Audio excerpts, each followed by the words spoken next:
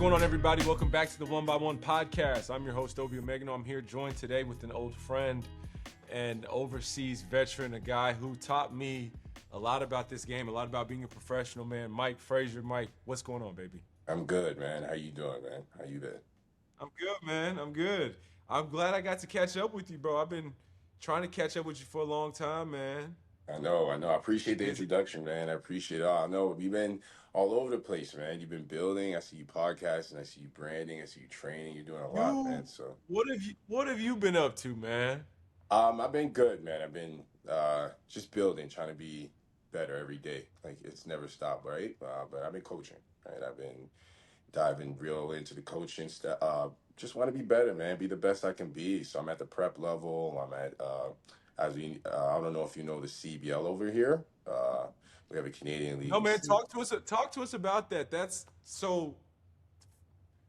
For one, we tell the people where you are. I always Mhm. have that. Tell the people where you are right now. Where are you? Okay, so I'm in Toronto, Canada, right? So Okay. yeah, north of the border from y'all. Born and raised? So I was born here, and then I left when I was younger.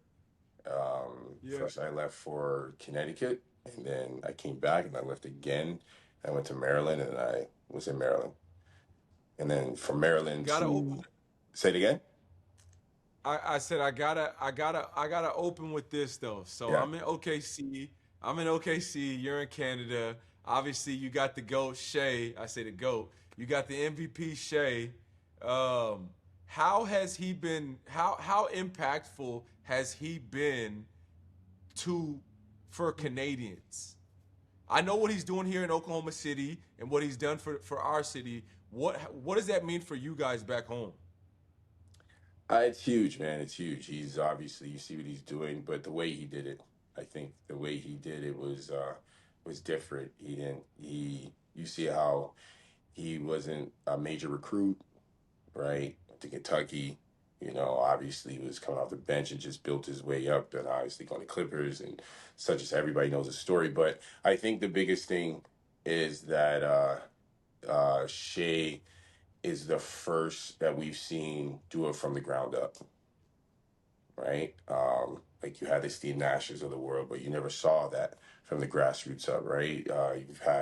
You've had even let's just say the Tristan Thompsons of the world that won championships and come out of Canada. There's a lot of players out of Canada. It's not just Shea. Like you have the Dylan Brooks. There's a lot of guys, but I think he's obviously the first one has the superstardom, and he's everything you would want for a superstar, right? So he's one of a kind.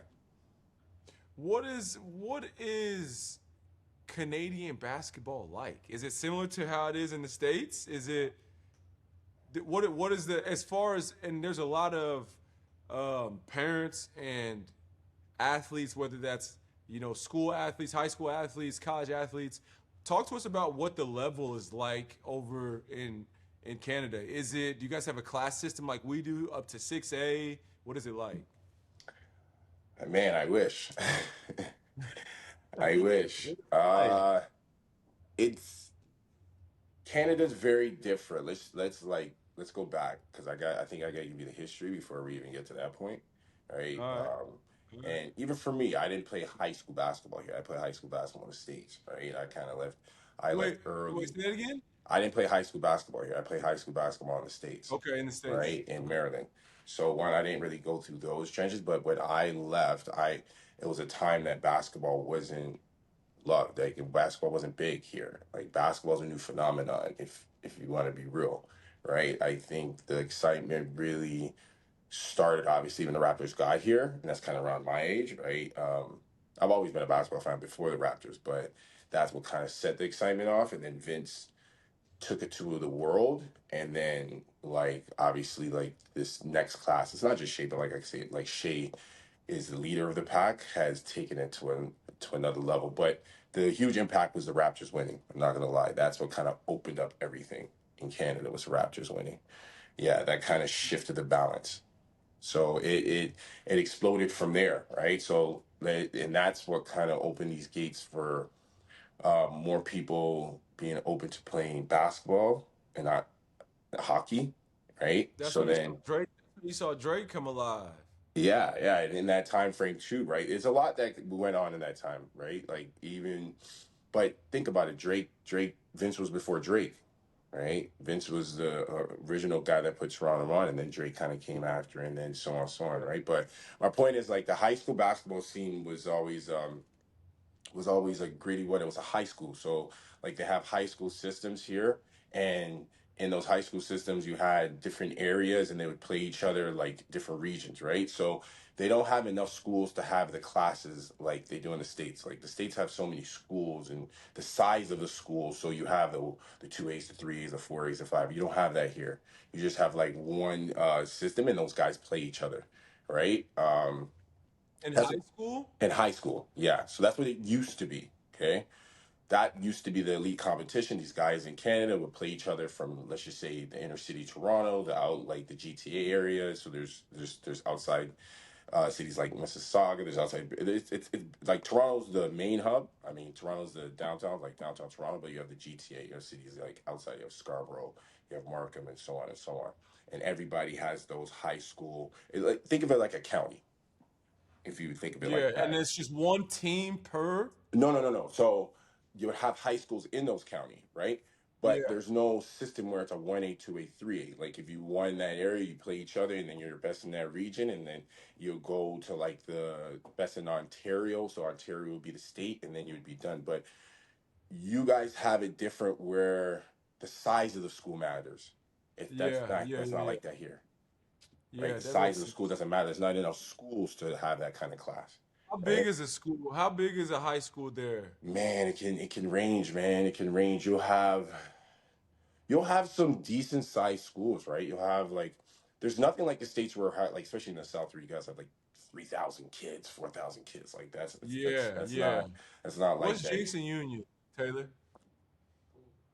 J- Jinx and Union. Yeah, we've got some schools that like. I think Jinx had like 4,000. What is Yeah, it? you're not catching that. Yeah, it doesn't exist here. No way. 12,000. But that's not just high school. Okay, okay. Yeah, that doesn't exist here. Just Even high school. 4,000 doesn't exist. You know? 35, 40. Yeah, yeah, yeah. Yeah, That's crazy. like for like you'll have like a 2,000, 1,500. If a 3,000 is like, uh, I don't know if there's even me personally, I don't like more majority of schools are like 15 to 2. Like a 25-3 is like huge. 4, Yeah. you're talking about colleges now, right? So and that'd be like JUCOs. But yeah, so those were the systems back then. But now it changed over COVID, right? And the momentum came from the Raptors, so everybody kind of started playing basketball, and now the prep system has evolved, right? Right, but it's not the same kind of like prep system down there, right?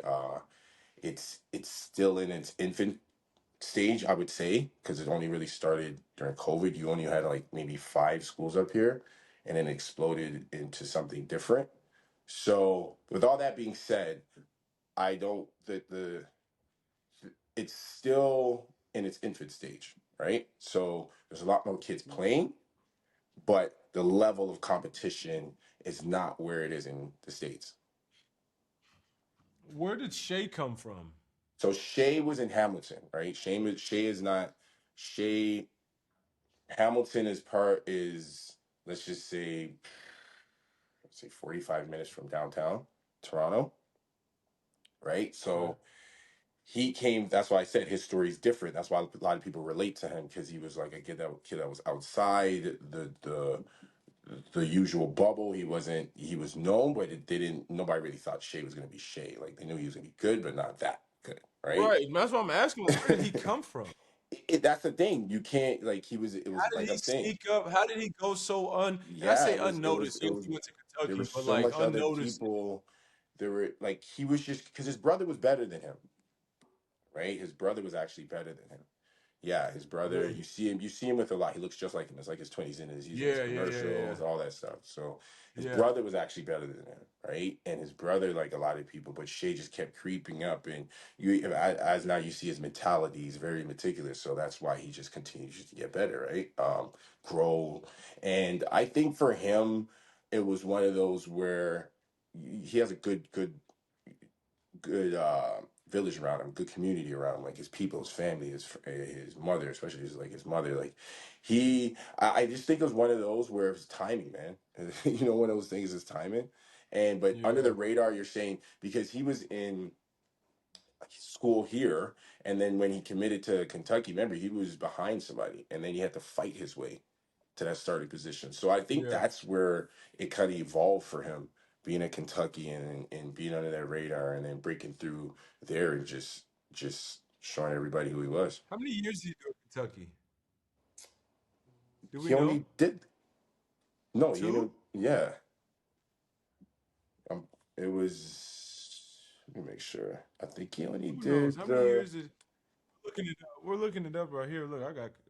I had it right. I'm not. I'm too slow. I know I'm too slow. I'm just gonna leave mine alone. He was one and Yeah, done. he was one and done. I thought so. Yeah, he was one and done. I remember. Yeah, he was one and done. Yeah, What because was he his was one numbers? and Do you have done. him right there? Ooh, Yeah, as a freshman. yeah. I remember that came off the bench.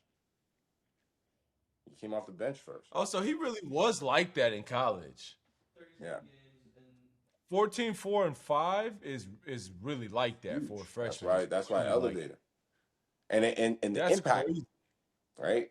And the timing. As I said, the timing for him, like coming off the bench, dude got hurt, he took the starting job, and it just took off. So it was like, who's this guy at his size that's doing that at Sheesh. Kentucky? You know what I'm saying? So it's great timing, man. Like Shea didn't go into Kentucky thinking he was gonna be a one and done. Shea just went in Kentucky. He was like, I'm gonna go to work. And then the year Jeez. went by, and then it was like, okay, I have to go, right? I'm going to be a top pick, get picked by the Clippers, and the rest is history. So, Man, toast to his one work of the ethic, man. things that one of the things that you know, when I think back to my career, man, one of the things that I think about was how instrumental your guidance was for me, and that's why I wanted to have you on here because the I credit a lot of the things that I learned. So I've talked about this a lot, man, and Hmm. for y'all that haven't heard this before, the way that I met Mike was kind of crazy, man. So you guys know about my college, go through college, get to my rookie season, get released in 3 months, get released. I'm in Italy, leave Italy. Mind you, at that point, I got to Italy thinking like I'm gonna run through this league, right? One of the highest scores in the country in college. Get to Italy rookie season, I'm like A2. I don't deserve to be here. I'm better than this, right? That was my thought. Like I go there and I had a worse attitude the entire like did I say the entire season? The 3 months I was there. That's why I was only there 3 months. Had the worst attitude, got cut, and then life really hit me, man. It was so humbling. Go to Poland and I'm kicking it in Poland. I don't have a job at that point. Kicking it there, trying to find a job. End up getting a job in Kutno, Poland for a team. My agent's like, at that time I had fired my agent. I got plugged with a friend. And it was like, look, they're not going to make any money. It's the last team in the league, terrible city, but you're going to have some film of playing, and that's what you need. And so the coach, I have the assistant coach comes, picks me up 4 hours away, drives me to Kutno, Poland, and just drops me in the apartment. He That's said, "Your hilarious. next door neighbor, his name is Mike. He's gonna take you to practice tomorrow." I said, "Okay." That's all. It's That it's was it, like eh? 2 in the morning, bro. That's We funny. drove all night. It's 2 in the morning. He drops me off, and he just says this. He said, "This is your home." I open the thing. I go to sleep. I wake up. I'm like, "Where am I, bro?" I'm like, "Where am I, bro? Where am I?" That's I've got these hilarious. texts from the team, and you came and knocked on my door. Right. You knocked on my Practice. door, Right. and for practice, right? Right. He like, "Hey, we're going to practice." The first time I met you. And then we going to practice, and from that point on, bro, that year was so instrumental to me. As I think back on it, it's like I learned how to be a professional. You knocked on my door every morning, bro. We go in the little car, go to practice, get to practice. We pull up, bro. This how I remember it. We get to practice, and we be there early, 30, 45 minute hour early. foam rolling. Here's Mike foam rolling. I'm sitting there on my phone. I'm like, what do we do? I'm young, bro. I'm young. Now, Yeah. obviously, this is what we do. But I'm a young cat. I Yeah. show up to the gym. We show up, and I'm sitting there, and you foam rolling, doing all your stretching. I'm on my phone, bro. And then a couple days later, as that goes on, I start to learn. Okay, get a foam roller. So we show up to practice. Foam roller. I'm foam rolling with Facts. Mike. Facts. Hey, boom. We Facts. finish practice. After practice, Mike go get the foam roller. He get the band. He get his phone on the floor. I'm like, after practice too? So we sitting there after practice. It's an hour after practice. It's me and Mike in the gym. I started learning. Okay, after practice, you got to learn. You got to do your foam roll, do your band, all that stuff. We leave practice. We going home. We stop at Lidl.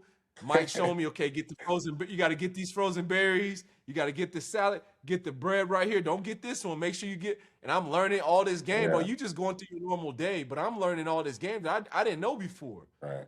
I didn't know how to, you know what I'm saying, move as a professional, man. So now thinking back to it as me, as the professional that I am and what I try to teach my guys, I'm like, man, this is all of the stuff that I learned. A lot of cats didn't learn that, bro. Mm-hmm. A lot of guys didn't grow up with a big homie. I'm 27 at the time. I don't know. You were like 34 at Yeah, the I was time or probably something about like that. 33, 32 at that time, maybe.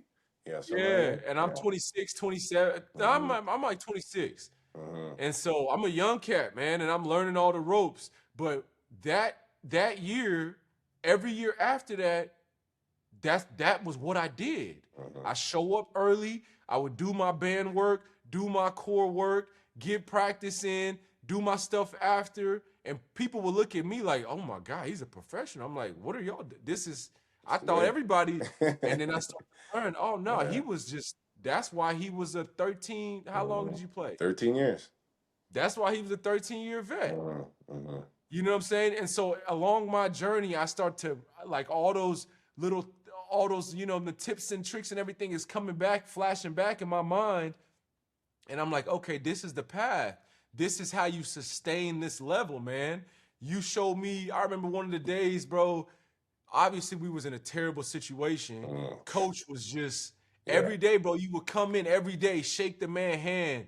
Good morning. How and I'm like, bro, how can you sit here and look at this guy, bro? You know what I'm saying? How can Yeah. you look at him in the Yeah. face, bro? Yeah. All the stuff he's going through here, not getting paid, Yeah. like how he was Still talking ain't so got bad. paid from that. You know what I'm saying? I'm like, how are you? And you like, bro, Obi, you got to be professional because they want to say something about you. They Want to, want you to man. act out, and then they can blame you, and then they can really take your money. Don't give them a reason to. Show up, be professional. No matter what's going on for me, the situation was shitty, bro. I was in a shitty situation, and I was just there. And you were like, you knew like that I could Mm-hmm. play, but you knew that there was, and you were like, bro, don't let Mm-hmm. it. You got to be professional. This is the test. This is what. And so, man, as I look back through all the nonsense that I've been through as a pro, I'm like, those are the lessons that I remember, man. And so, as I move forward in life, and not just in sport now it's in life, like being professional, no matter the situations that you're facing, no matter the coach, no matter the GM, the players, there's always a reason to act out. Mm-hmm. There's always a reason. You can always find a reason, bro, but you have to keep it professional. And so for me, like that is so ingrained in what I am now today, bro. And I credit, all of that from you for real I, as a I big homie. appreciate that, man. It's a foundation, you know. It's a foundation, and I think that's the biggest thing. This next generation has to understand how that translate to the corporate world. And that's the next step in their life, right? Um, and making that connection early helps you, right? Obviously through your playing career, but like once you get out, how to navigate, because it's even worse once you get in the corporate world, as you probably have understood now, right? So now you know how to navigate it a little bit better, and it's actually less harsh because you're in your environment. What I mean by that is like you speak English, they have to respect you. You know what I'm saying? You're like, just Yeah, off of human rights of being in the Western yeah. world, like those type of things give you advantage, but now you're empowered. Like I know how to navigate these situations. You're not going to rattle me, and as long as I stay persistent and I'm actually putting the work in, I'm gonna get through this. But you're What not gonna slight me because you can't say I can't handle being a professional. Yeah, man. That I think for the kids, for the younger generation coming up, that's like one of the biggest things that I see is just that inability to control that emotion. We all have it, man, and to see, I can't stress it enough, bro. To see you walk in there and we in the film room, bro, and just shake that man hand and be so professional to that man, bro. I call it emotional intelligence now. You know, that's Golly, the man. biggest thing, emotional intelligence, man. And back then, I didn't really know. I just knew. I didn't know the impact it was having at the time. I just Yeah, knew going through the situations, that was the only way to navigate, because yeah, how else, you know, going through multiple situations through, I could say, man, for instance, the year before that, we were in Sami Kutno, right? And, I did explode one time. And I remember, uh, it was one of, man, I can't remember his name, but it was one of the young guys, right? And he came back to me. The way he was relaying it to me is basically like, "Yo, the coach is fearing you," and that just brought me back to when I was in university, and I played with an anger, and I thought that was like that's the way to go, and nothing. You know how they teach you, and then yeah, it hurt me a lot of times because I was getting in foul trouble, or I was getting throwing myself off in the game and stuff like that. So it started back then, and then as time went on, I was like, okay, this is very important. How I have to carry myself, because then if I can carry myself there, I could do it on the court. And yeah. then obviously the court's the most important thing. Yeah, man, and not getting paid. That's crazy. It's crazy they can do that over. Man, not getting paid, man. And I heard it's gotten a lot worse, man. It's just because there's less jobs, right? There's less jobs going on and stuff like that. But like I still tell guys, man, it's good to go over there and experience it, because it could definitely change your life. Even if you go over there for 2, 3 years, man, just go and experience life, and open up your horizons. Because when you come back, I think you'll be armed in another way that life couldn't give you that type of ammo. Did you? Can I just flip subjects? Hmm. You went to school in Oklahoma? Yeah, I did. I went to Oklahoma Baptist. Yeah, yeah. Yes, I did. Oklahoma, Shawnee, Oklahoma, man. Yes, sir. What? Hey, it's crazy because now that I'm thinking back, I remember you saying that. Hmm. And once again, one of those places that taught me how to be a professional, because the things I went through in Shawnee was, man, you could only imagine. Oklahoma, so I don't have to really Hey, speak bro, I too hear much some of on the that. worst things about Shawnee, Oklahoma. Man, look, bro. Man, man. But once again, Gee. it was one of the things that gave me the fundamentals of understanding how to be a professional. Because though that's when I was like my angriest, because it was like I've never, kind of like what you just laid out, being in Poland, right? I've never been here. Like, it's a totally different world. I'm coming from more of a city life, and more of people that, not even just, I wasn't even in Canada at the time. I was coming from Maryland, DC, Maryland, and I was in Texas the year before. So like all that kind of energy. Like I'm not, and then you're going to Oklahoma, Shawnee. Oh my God. I was like, what happened, bro? Like literally what you just said, like who put me here? Like what I'm saying?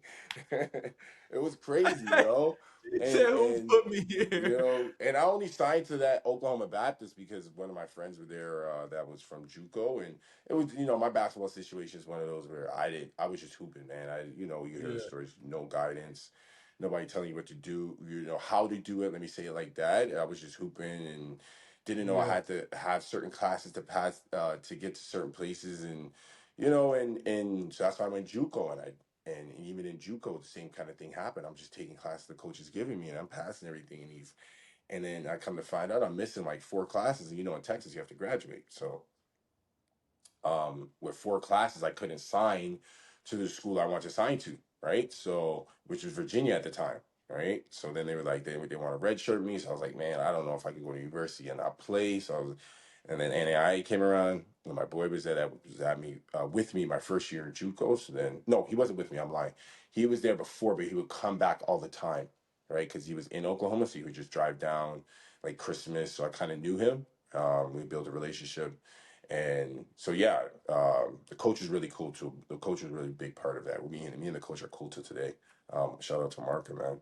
But yeah, man, Yeah. going to Oklahoma No and disrespect, man. No disrespect to my Shawnee cats. You know how it is. Sometimes it's some cities you just don't. You know, it's tough to play in some cities, yeah, it was man. tough, man. It was Oh, extremely tough, but I made it happen, and I the first couple years was bad, but then that third year I started going to OKC, so it was yeah, cool. man.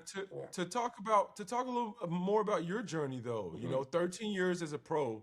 Hmm. Obviously, as somebody who's been overseas for, I played 8 years. It's a grind, man. It's a grind. I want to talk about some of the things that you learned, like some of the takeaways. But first, what was the toughest country you played in? Like basketball wise. Yeah. Well, just as far as like your toughest year, when you think back to all your years, what were some of your tougher years? Where were you and why? Wow, tougher years. Interesting. Different years were tough for different reasons. You know how that is, right? But Sure. uh, I think my first tough year, because my first the thing was my first year I won a championship, so like I got to experience Yeah. that in Austria, and Yeah. first time getting up making money, so I was on the high, right? And then going to Lebanon, it wasn't a low, but Lebanon was a shock for me because I was like, man, this is totally different. But once I got engaged to Lebanon, like the first 2 months of Lebanon, I didn't go anywhere. I was scared to go anywhere. I was like, man, I didn't know it was gonna be like this. But then, How was it? How was it? Be oh like man, one what? of the best places I ever played, bro, hands down. Lebanon? Oh my gosh, one of the best You places. said you didn't go anywhere. What do you mean you didn't go So for anywhere? my first 2 months, when I got to Lebanon, I didn't go anywhere. I literally went to practice and games. So Yeah. I was better. Like I lived right beside the gym. So Yeah. literally, I could walk out the gym, weight room, gym. Store was in front of me. So I literally 1 block radius. I could do everything I wanted and be home. Yeah. Right. So I didn't really need to go anywhere. But my friends obviously are not who guys who became my friends on my team were like, man, Lebanon is this, Lebanon's that. But I was like, I can't drive out here, man. Like you guys are crazy. Like it's kind of lawless how they drive out there. It's no Yeah. joke to it, right? Yeah, they don't have lanes. There's no really police gonna pull you over. Like some of those things you appreciate. How living those kind of experiences make you appreciate laws, right? And Yeah, for and sure. and and chaos, living in chaos because it's somewhat chaotic over there, right? And as you see, it's even more chaotic because of the influences, and that's a whole different thing. But anyway, at that time, they just came out of the war, maybe about 4 or 5 years before that came, because I went there in like 2009. So they were just coming out, so influence of money came in there. So that's why I went there because I got a nice deal, especially my second year. Like my first year, I only made 3,500. Those guys offered me 8K, so I was like, I'm taking that, Wow. So when I took that, that's why I went over there. But I've always been a person be like, yo, I'm always down for new experiences. But going over there, you kind of saw holes in the buildings, and I was like, man, I don't know if I made the right decision because, like I said, they were fresh out the war with Israel maybe 4 or 5 years before that, and they're just restructuring. Holes in the building? Yeah, there were some because there were some buildings that at that time they were just there's a influx of money that came from everywhere in the Middle East, so they were just restructuring everything. Like it was just rebuilding, and that was kind of like one of the first years like everybody was coming back and feeling confident about Lebanon, right? I'm not no, but probably a couple years before that from what they were telling me the league, but there was like people were getting $1 million contracts. Like I don't know if you remember Lauren Woods, like guys like that were over there at the time. Like Lauren Mm-hmm. Woods used to play for the Raptors. Anyway, so I went over there. That's why I said I didn't go anywhere my first 2 months because I was just shook. So that was a learning curve, like not being in my room, not going anywhere, like not moving, and sometimes the lights cut out over there and don't come back on. Um, yeah, like sometimes it This happens at night. I Yeah, hate when my lights are cut off in Europe. I'll be pissed, bro. you already know. So it was one of those Yeah, I'll be situations. So pissed, you're like, bro. so I didn't experience that. So all that Yeah, was like going on at one time. So that's why it was like one of the craziest experience. But add to that, after that, once I started going out and see what Lebanon was about, I was like, wow, man, I've been missing out because they got the yeah, beaches, they got they got a nightlife. Like the thing about Lebanese, you know, they're very smart people, very much about their education. Yeah. Like they speak like 3, 4 languages, so they're very intellectual people, Yeah. but they Yeah. Yeah. party hard. These guys party hard. I tell people Lebanese work to party, and they'll laugh about it because that's how their lifestyle is, right? But it's Funny. it's it's how Lebanon's built. You have beaches. It doesn't take you long to go from the beaches. From like so, if there's no traffic from Beirut to Byblos, Byblos is like one of the ancient cities in the Bible. 30 minutes, right? 30, 40 minutes, and in between that, you have a whole bunch of other things you can do, right? And then I can go to the mountains and then come down. So you can That's go to the cool. mountains and ski and go to the beach in one day. That's cool. Trust me, Wow. man. Yeah, and obviously the beautiful women. So at that time, I was single. I didn't have a good, so it was a perfect situation. Wow. Yeah. It was really one of the dopest. And after that, it was like they just money kept coming in. So I left, but I would always come back. I would always go back to Yeah. Lebanon. Yeah, That's dope, man. yeah, That's dope, dope. dope So after city. Lebanon, then what? Then I went to Ukraine. So then that's when like kind of I went back. I knew I had to go back to Europe because I was like, understanding the game. Like if you're out of Europe too long, they'll kind of sabotage you in Europe. So I was like, I want to go back to Europe, and Ukraine was like the league back then. Like when I looked at it and I looked at the teams, I'm seeing like PJ Tucker was there at that time. Khalid Amin was that there at the time. So I'm looking at names like this. So I'm like, man, it's a great opportunity. They had 3 EuroLeague teams. Crazy money was in Ukraine at that time. This is obviously way before the war. So I went to Ukraine, and that was an interesting because that's East Europe, as you know, right? So if you look at Poland, imagine Poland with less money in the cities.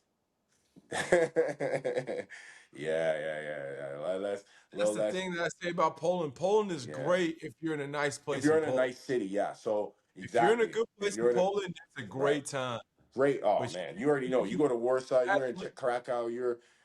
That's why I love Poland because yeah, getting to the bro. cities cheap, Poland is a sleeper if you're in a nice place, extremely and sleeper, there are man. plenty of nice places in Poland. Tell people that all the time. Nothing but respect But to man, Poland. I was in Poland and I was riding the night train, Yeah, and it was I don't even want to say it on here, yeah, bruh. yeah. I Not used to ride the night. Oh God. yeah. Night train. So my point is, Poland is like that. Imagine Ukraine because like Ukraine had less money, right? It was just a lot of money in the league at that time because it was just the thing back then they were I think I don't want to mark but it was a post Euro Euro football they were hosting or it was coming there. So that's why all this money wasn't being involved, right? Because they were building roads, like they were hosting a lot of things there. So like a lot of things coming in there. They had a Champions League team. Like that's the team that PJ Tucker played on in Donetsk. Like big money involved, man. Dnipro is one of the dopest cities you can be in, man. Dopest cities, bro. But went there, great experience, and then I went there, and then where did I go after that? I went to France. I went to France, and then I came back. No, I went to France, and then I went to Kuwait in the same year, and then I came back to Ukraine, all in that same year after I left Ukraine. Why? How do you Because, hmm? go ahead? No, because I got big money. Like I was offered some huge money. No, so I went to Kuwait, France, and then Ukraine. That's how it worked. Yeah, it was Because it was Kuwait a crazy offered year. big money. Yeah. I had Kuwait was offering a bag, bro. I had to go Hey, bag, bro. how does how does Europe compare what I don't want to say how does Europe because it's a wide range, True. but where in Europe compares would you see like the CEBL ranking at? Do you think that there is how good is that league? It's very good because there's a lot of factors to it. The first is because it's extremely athletic. So I compare it to like France, First League France. Ooh. Very good, like Ooh. yeah, First League France, and might even be more than that because guys are more skilled. First League fans, Okay. everybody's athletic, I'm Okay. down, everybody's above the Okay. rim. And Okay. the reason why is because um you have the high level Canadians that are playing overseas, right? So those are the locals. So you got guys everywhere, all over the world, Portugal, Poland, Tell me Germany. about how the league works because I don't know. Tell Okay, me about the so whole league. it's the CBL. It was basically made, obviously. This is Canada's professional league. Yes, and it's Okay. only from May till August, right? So that time frame obviously is the best time frame because that's when guys are home. You can't do it any other time, right? You won't have the talent. So from May to August, it's been fluctuating over years, but usually it's like 20 games, right? 10 teams, like teams from all over the country though. So it's from there's Country meaning Canada, not the Canada, state. yeah, yeah, not the states. So yeah, all over Canada. So it's Tricky, tricky, Vancouver, tricky. Vancouver. Yeah, let me distinguish that. You're right. So it's from Vancouver. So Vancouver has a team. Um, uh, so what am I saying? Vancouver has a team. Saskatchewan has a team. Like Winnipeg, it's all from the west. That's why I'm just going from all the way to west, stretching all the way to Ontario, right? Ontario has the most teams. We have Niagara, we have Brampton, who I coach with, and then Scarborough, right? So there's three teams in Ontario, and the rest are scattered out. Like, oh yeah, there's one in Montreal as well. I mean Quebec, which is Montreal. So it's throughout the whole country, right? So you have the locals from those regions playing for those teams 9 times out of 10. But you can have locals from other places go all over. It's a league. You can get the best of the So best, right? it's made up of majority locals. So it's just like, oh, that's why I'm breaking it out. So that starts with the locals, and then the foreigners are usually guys from the G League, right? So guys from the G League come in and make up the foreigners, right? So you would probably majority teams would have like uh 8 locals, 7 locals, and like 3 foreigners, Okay. right? Type of thing, right? Okay. And you have to have at least 2 locals on the floor at all times. So it's yeah, it's kind of dedicated exactly for the Canadians to be showcased, right? Yeah. And then you Yeah. have And it for those of y'all who are listening, that's not weird. Teams do that like all the leagues time. do that Yeah, all the time. it's a normal thing in Europe. Yeah, It's a like in mandatory China, thing. you can only have one American on the court at Mandatory a thing, but time. it makes sense so your locals can develop and get better because Yeah. it's your domestic product, right? Um, So yeah, Okay. that's kind of how it's built. And then we have on top of that, you have your locals are also U sport players, which is what they call university players, right? So the university here. So like you'll have like maybe your top kids from that team get drafted into the league. And the whole point of that is to develop the U sport players along, right? Because they're trying to make it the synergy of what Europe is, right? How to develop the young guys. So if you have your youth sport with your professionals, they're only going to get better. And it has that. And the league's been around 7 years, and you can see it. Like every guy that's come into the league from a youth sport has dominated his youth sport, and now went overseas. So the biggest thing from the league has done is produced guys from Canada going straight overseas from Canada. That's cool. That's You cool. understand what I'm saying? Like, and what I mean from Canada, from a youth sport. So, like, I use the example like Thomas Kennedy. He's a big time. He's in Germany right now. Oh, wait, did he leave Germany? I'm not too sure, but he was in Germany last year. Big time. But he's one of the first guys to come out of like Canada, like, and it's a school named Windsor, not a big time school, nothing big like that. But he literally came into CBL his first year, played in it literally every year. His last year, he goes overseas, 6-figure contract. That's unheard of from a kid from U Sport. But he's that good. He's not. He's really that good. But obviously, through the league, he got to just develop, right? So that's the whole point of the league: develop Canadians in that way. Have the Americans come in, and that's the product. So talk to me from the player standpoint. Hmm. Player wants to go play a player.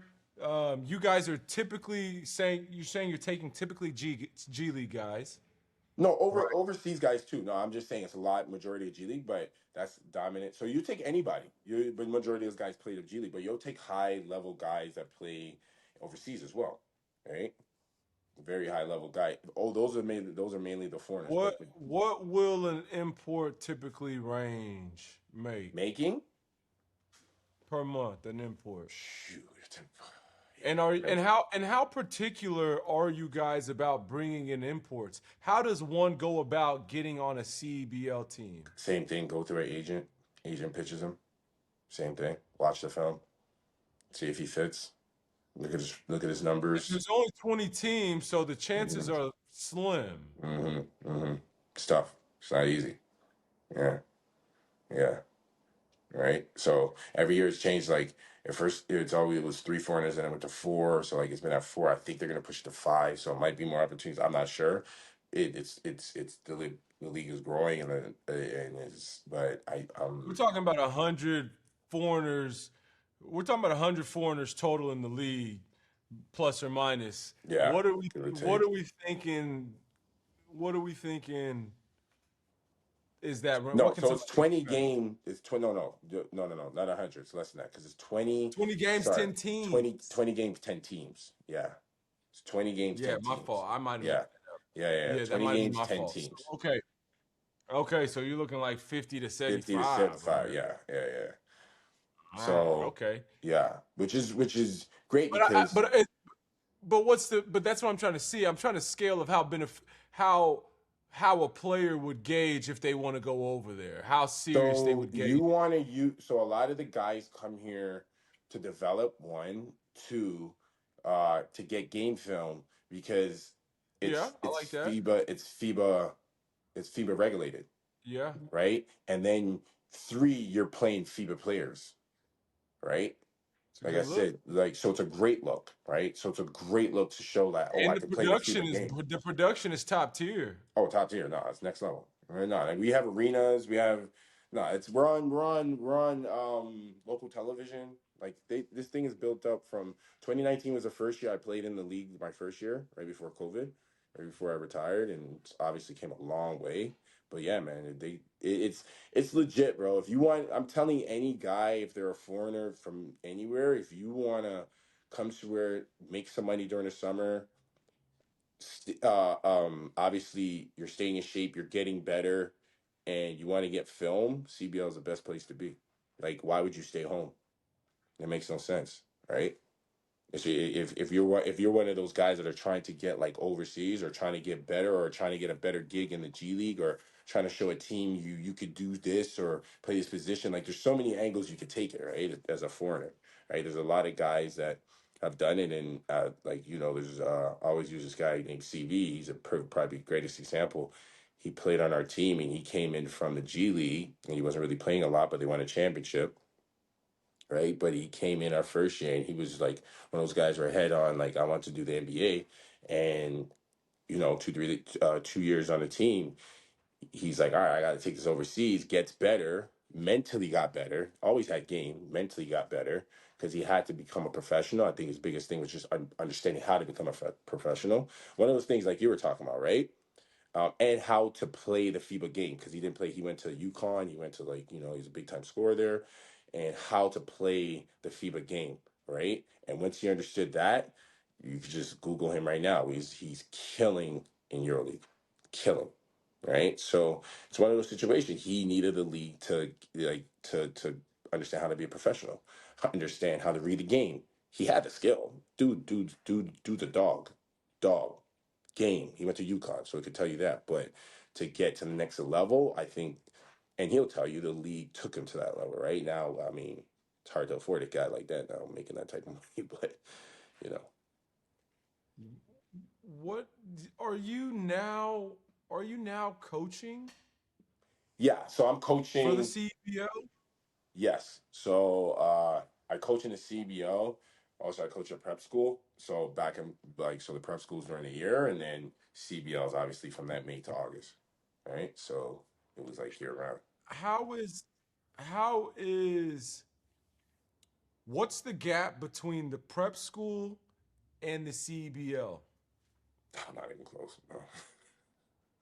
No. Uh, but Well, that's why so we were so let going. me. The reason why I asked, and maybe prep school is different up there Oh yeah, that's why I was going to because say. prep school in the states. Yeah, that's what I was gonna say to you. That's that. So remember our conversation earlier where you're asking about the schools and the thing. Like that's a whole thing. Like it's very Yeah, hard it's to not the explain. same. Yeah. Yeah, it's not the same. But now let's jump to the prep. Now that's where this whole prep system has been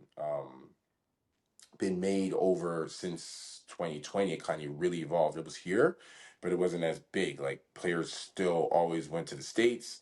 And it actually, it was always here, but players kind of were able to stay here because there were two or three schools that were like, for instance, there was a school like Orangeville, even my school, like where Orangeville was a perfect example. That's where Jamal Murray went.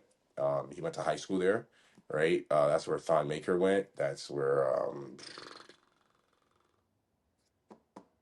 who else would you know? Lou Dort. He went there. Um, but that was a anomaly, and I'm telling you why. Because back then there was a lot of prep schools, so there was like maybe only two or three, four really. Crestwood, Oakville. Yeah, let's just say three or four back then. So you got to pick the cream of the crop throughout Canada, right? And they would all come to one of these, and you would play each other and a few other schools that were couldn't kind of compete with you. You guys would dominate, but these guys were going to the states, right? These guys were going to the states, and they're always going to the Hmm. states, and that was their whole, half of the schedule was in the states, right? So that's how Jamal and those guys kind of like took off Oh. like that, right? Yeah. And then obviously you had their AAU team, which they kind of kept together and all that kind of stuff. That's a whole different thing. But it went from there to so like, let's just say five prep schools, four or five prep schools to like I can't even name overnight. But we don't have one, the culture like in the States. Two, I'll break that down. We don't have the culture, we don't have the people, and we're rushing the process. And it's the culture starts why I started the culture why because you guys already built a culture over years. How long basketball's always been the mecca, behind football, right? It's always been attracting people, especially from the inner city. So there's always been a culture of compete, and the best is going to beat out the best, and so on, so on. Right here now, it's not like that, right? Because if everybody's not competing against each other, like let's just say the prep school, like so the prep school system down there is a prestigious thing. Like you can't just walk into a prep school. You can't just come to a prep school and be like, okay, even if you have the money to go to prep school, you might not be on that team. You know what I'm Right. saying? Like it doesn't work like that. Okay? And to be a walk on at a prep school, you better be really, really good, to be a walk on at a prep school, you know? And then if you're trying to look for a scholarship, you better be one of the best in the states. In the state, right? That's how it works there. That doesn't work here. Prep schools are kind of just known have taken this role of people paying to say they're playing with the elite, but they're not always playing the elite. You understand what I'm saying? Yeah. So They're kind it's of more stealing what America's done it's become a with the creative. hustle. It's become a hustle, right? So I'm not saying there's not legit prep schools up here, but for these everybody to be better and to iron sharpens iron, you need the best to play each other all the time, right? You the best got to play the best, right? That's how you become the best.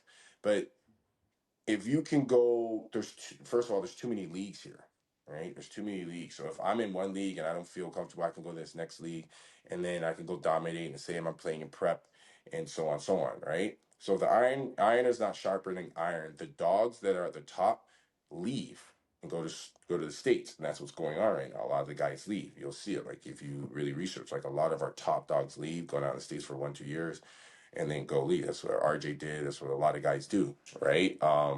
And that's the reason why I went to the grassroots level because I was really trying to stop that to set a standard to make people understand that there's a standard no matter what you want to say. If you're paying, if you this is the lane you want to take, this is the only way you can do it, right? But the infrastructure is so shattered or so infiltrated through people that don't know what they're doing and pulling people in different directions, you're losing the cream of the crop. You understand what I'm saying? Like if you look at our So national team, a lot of those kids are not in Canadian schools, right? I'm talking about like U17, U18 teams. right? I mean, U16 might be, but the U17, as they get older, they go to the States. Why? Because you guys foster an environment like it's dog eat dog world. Only the best are going to survive. Only the best are going to get to the top, and that's the only way you can do it, right? So it's either you buy in or you just find something else to do. It's not like that. You can pay to play here. So as a now coach and leaving notes for the next generation coming up, what does the game need from coaches to help facilitate what you're talking about? How Focus do on the we help these fundamentals. how do we help these athletes? Focus on the fundamentals, and be honest with kids as soon as you can, right? And I think the third is making sure you set a standard and hold them accountable. Do not let them fall from that. Those are huge, right? The fundamentals is huge because yes, these kids are extremely talented, but they don't know the game, right? Yeah. They don't know how to play. Like, and it's only missing because back in the day, you had to go hoop. You didn't. You weren't going to an AC gym. You weren't going to, you know what I'm saying, like a gym that had to be perfect to your settings to hoop, bro. You were going wherever hoop was going, and then when you got there, there were Yeah. OGs, there were older guys, and then you had to earn your spot. And there's a process. With my point, right? There's a process, like, and then you understood the process, and that's ingrained in your mind. There's not a process for these kids, right? So with that, you have to make them understand what that process is, right? So teaching them fundamentals. Yo, how do I compete? How do I just compete? Right? I think compete is a skill now. It sounds crazy, but competing is a skill. Real talk. Okay. So you have to weed out if a kid can compete first, and if they ain't competing, that's the first fundamental for me. Like you don't have. So how are we gonna build off that, right? You're gonna get that dog's gonna come in the game, and you're gonna see him, and he's not gonna be and he's gonna you're gonna run into that, and what are you gonna do? Because you don't know how to compete. So adversity hits, and it's the first time adversity hits, and you're 16. It's too late, right? Your adversity probably hit 13, 12 years old, and then like I said, that OG said, man, get your whatever you know what I'm saying out of here because whatever you missed Yeah. that layup, bro. You know what I'm saying? Like, oh, he's trash. Yeah, He can't yeah. catch the Stop ball. spoon feeding them. That's how it was. You went through adversity every day. These kids don't do it, so that's a part of the fundamentals where these guys have to understand how they compete. That's the first fundamental thing for me, right? And then you can go to the next. Okay, you could compete. All right, now we can learn how to like pass first, you know, dribble, and then shoot, right? If you got to learn those three, because if you're going to compete, that means you can play defense, right? You're going to want to play defense. So we can work on that. But then we can work on the passing, the shooting, and the dribbling. Because if you can't do those three in this game, you can't play. You know what I mean? And then you're gonna build from there. And if whatever he grows to 6'7", 6'8", all right, cool, he can put you at every position. But you can't be telling these kids, oh, you're this position, because those days are over, right? Teach them those three things, and whatever they get to, they get to. And if they're competing, they're cool. And when you get to a certain age, you start physically lifting, and that should be like for me personally, the way the game is now, 14 years old. Back in the day, be like, you could wait if it 14 years old. I'm not saying lifting heavy, but I'm talking about body weights, like just body weight, push-ups, pull-ups, squats, simple stuff. You know what I'm saying? And then you could kind of go from there. Because obviously, after you're strong after that, you could do 20 squats, 5 sets, and you're laughing at that. Add some weight, 20 pounds, 30 pounds, boom, as they get older. And then by the time they're 17, this guy's freaking ripped and he's ready to physically compete against whoever, right? And by 17, you should be at that point where, all right, it's a breaking point of if I'm going to make it or not. But you have to be at that point by 17. So two 16, things you actually, but said. Two things you said. One is the physical prepare your physique. You gotta get your body right. Your physique. We'll talk about that. And then number two is I'm gonna start with this one, which is I'm a big advocate for being tough on these kids. Being tough on these kids. Being demanding, being you holding them accountable, being demanding, just overall putting pressure on them because in a loving, caring way. But life is tough. Life is tough. Sports are tough. It is hard. You have to compete. You like you said, you got to compete, and it's a hard process mentally, physically. That's why you've got to take care of the mental side of the game, right? Obviously, that's what we're here for talking about, but also the physical side. So while I'm like I said, being an advocate for being tough on them, because they're going to run into adversity and they got to know how to deal with it. They have to learn how to deal with adversity and continue to keep moving and continue to do their job. Life is tough, and they have to learn how to go through adversity and still get the job done. And they can't just turn away at the first sign of adversity. And I think that a lot of times we as coaches, we as parents, we as a community, we as loving figures in their life, we try to make things easier for them, which I get that, right? We want to make it easier for them, but anything that you have gotten worth having was tough.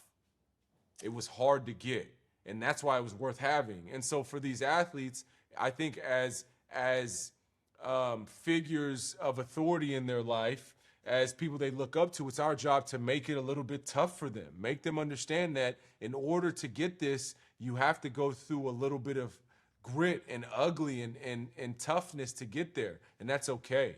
And I think that when we try to exempt them from that feeling, we are robbing them of their growth, right? Of their journey. So, Yeah, you that is huge, man. I'm glad you said that because I'm telling you, on the youth level, that is the hardest obstacle, right? Because um, you know, and we should be loving. Of course, these are kids, and you want them to have the best nurturing environment. But the sad part is that's not what you signed up for. You signed up for to compete. You signed up to be and compete at a high level to be in the jungle. So you got to prepare for that, right? And that's just is what the game is. So and that's the problem nowadays, right? We're coddling and then we want these kids and we're expecting one thing from these kids, but the biggest hurdle these guys are facing now is the competition now because now you're facing international competition, which we didn't really have back in the day. right. I didn't have a university recruiting a bunch of African kids. I didn't have a university recruiting a bunch of European kids. Yeah. You look at these rosters now, and I'm talking about from prep school down. That's what's happening. It's not just the university level. So I think that's why I said these kids have to figure it out earlier. And I'm not saying you do not dedicate yourself to one sport. I think you should play two sports until like at least you're 16.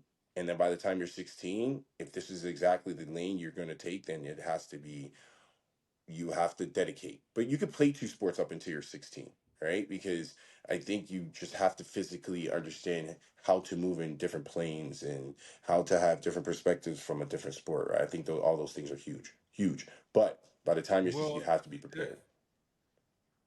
that you're talking about that, and this is the last thing that I want to touch on, man. And I feel like I have to touch on this, and it wouldn't be right if I didn't. So we're I'm dealing with a lot of younger athletes as well. So we're talking like seventh, eighth, ninth, 10th, right? The real, let's Mm-hmm. say eighth, ninth, 10th, the Mm-hmm. real maturing ages, right? Mm-hmm. And like you said, you got to start lifting earlier. That's 14, that's the age, okay?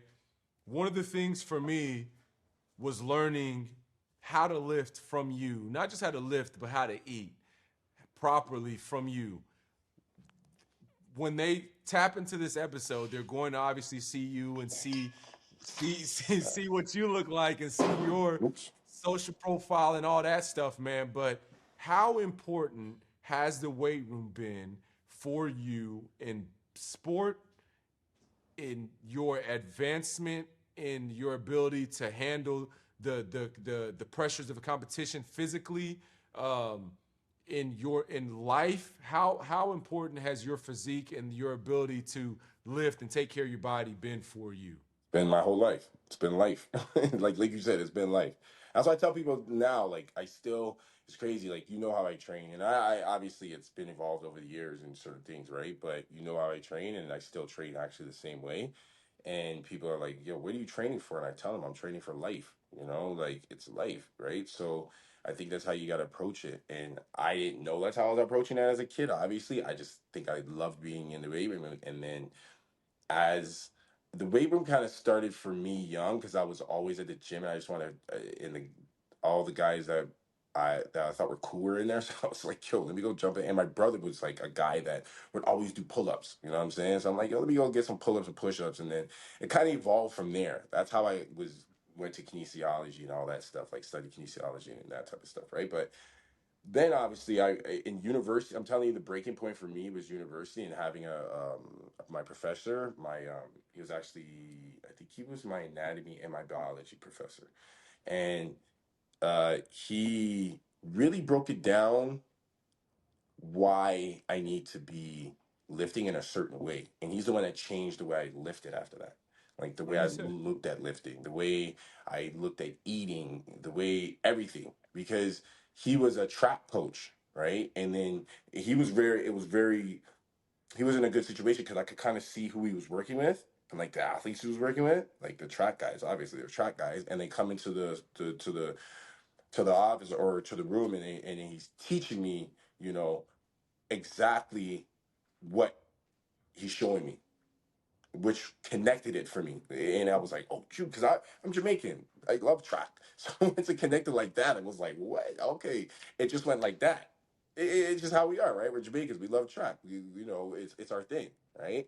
So then it connected like that. That's when I deep dove into it. After that, that's everything changed. That's when I started really just training the certain way, functional training, and I saw the impact it had in the game, right? Because What then impact did it have in the game?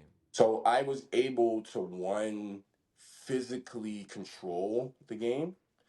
Two, I was able to um uh it was physically control, and then the second one would be like I was able to understand how to dominate in multiple ways, right? So physically controlling the game, like you're running, you're bumping, you're lasting 4 quarters, he's lasting three. I get to sprint faster than him. I'm beating him in sprints. Like I'm physically controlling the game, right? You know what I'm saying? And I started to realize that, like in practice, like they're recruiting this guy, and this guy's supposed to be this, and I'm running laps around this guy. And I'm like, oh shoot, yeah, I got to get strong. I got it's working. And they're like, yo, what? And I understood the difference. I knew he wasn't in the weight room like me.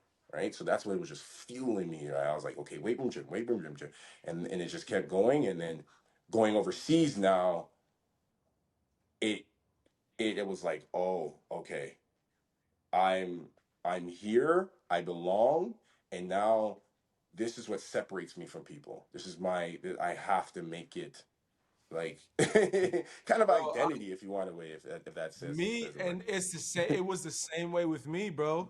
I'm 6'2". People look at me and think I'm 6'5". I'm like, bro, I'm Right. 6'2" on Yeah. a good day. Exactly. On a good day, I'm 6'2".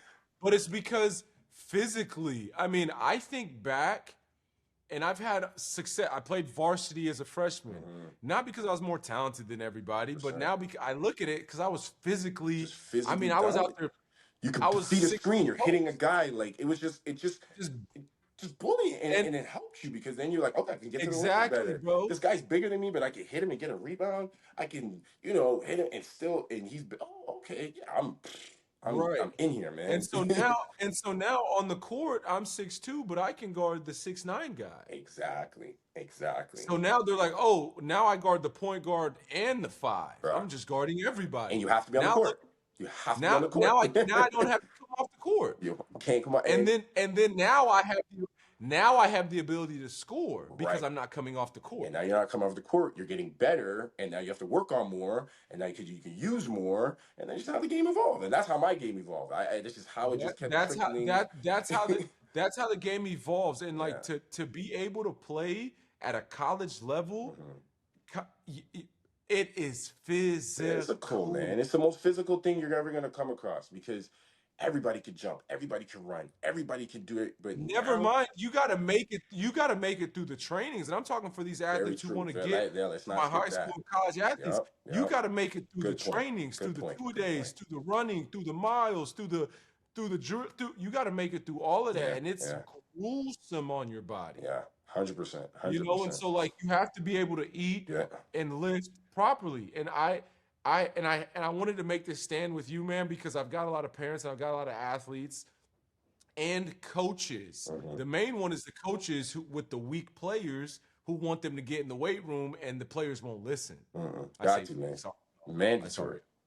Yeah, but so like I say this and I bring the professionals on here because I want them to understand that you got to take care of your body. You have to be in the weight room. It is essential to your development. It is Hmm. essential to your speed. It is essential to your strength. It is essential to your ability to contain one-on-one. It's essential. You So you can't have to get in the weight room. guards. You can't defeat a screen if you're not strong enough. Like they should stay You like you that. And you're gonna you and can't. and this game is full of screens now, right? And if a guy goes through your chest as a guard, you're done, right? As a big, if you can't maintain a guy, if you can't physically get low and stop this guy from backing you down or physically just handling you in the paint, you're over. So no matter what, you have to be in the weight room. You have, and like I said, it has to start younger now, just because the NIL era has changed everything, and it's coaches don't recruit high school as much. Right. So now they have to physically see you. That's what's gonna separate you now too. Like, oh, he physically look, I'm telling you, they'll like see it all the time. D1 coaches, Mhm. they'll look at the physical first and then they're gonna go to the game. Right. So now that gives you the advantage. You have to do that. Like, trust me, and if you talk to any big time, mid major, I don't care who you're talking to, they want to see that physical aspect first. And if they see that, that'll catch their attention.